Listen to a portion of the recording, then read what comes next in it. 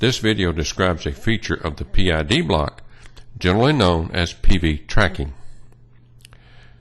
This feature may be either enabled or disabled. Although the initialization equations are the same, the PV tracking feature affects the behavior of the transition from manual to auto. If PV tracking is enabled and the PID block is in manual, the value of the set point tracks the value of the process variable. If PV tracking is disabled or the PID block is in auto, these actions are not performed. When PV tracking is enabled, the initialization equation is slightly simpler. By forcing the set point to equal the PV, the initial control error E0 must be 0.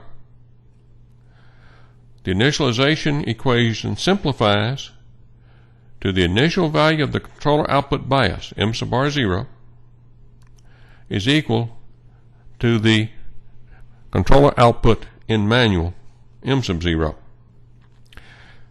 For the older pneumatic and electronic analog controls, the simpler initialization equation was an advantage, but not for digital controls.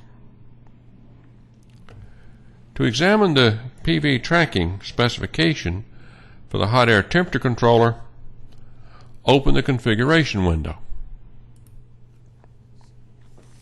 The PV tracking option is on the Set Point tab.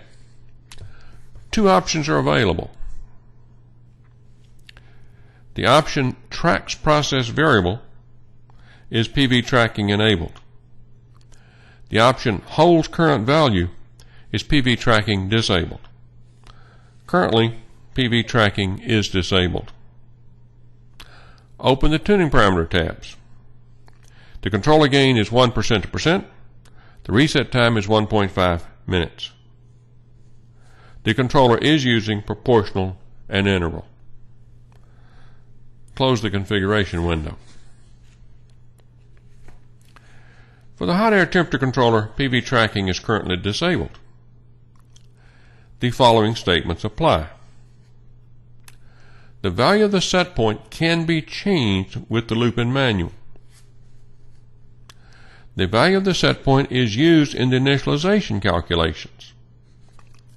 Because of the latter, it is essential that the operator specify an appropriate value for the set point before switching to auto. Change the hot air temperature set point to 220 degrees Celsius. The control error E is 10 degrees Celsius. The value of 78.7% open displayed in the point window for the controller output bias is the result of the initialization calculations. This was explained in the previous video. Switch the controller to auto.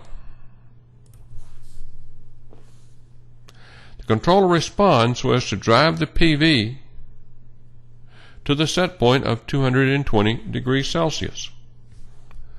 Observe that the value displayed for the controller output bias in the point window is changing. This is due to the use of the integral mode.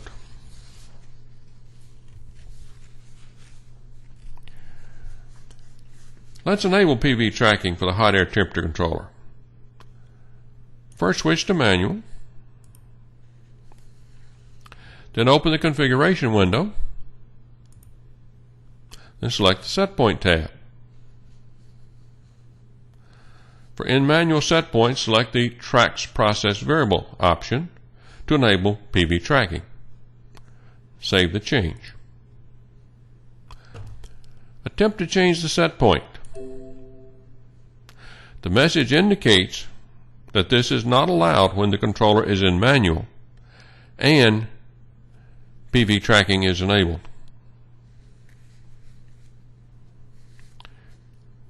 Increase the fresh air damper opening to 65.8%.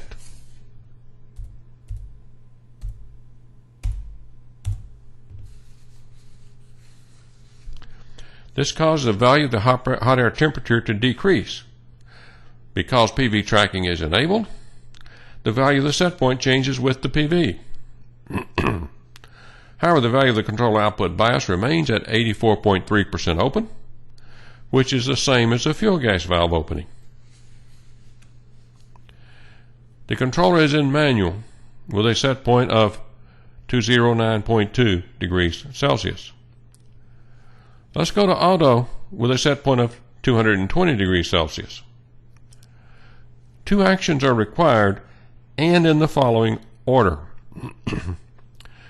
Step 1 is to switch to auto.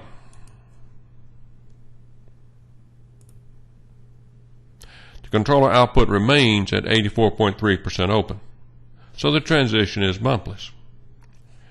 Step 2 is to change the set point to 220 degrees Celsius.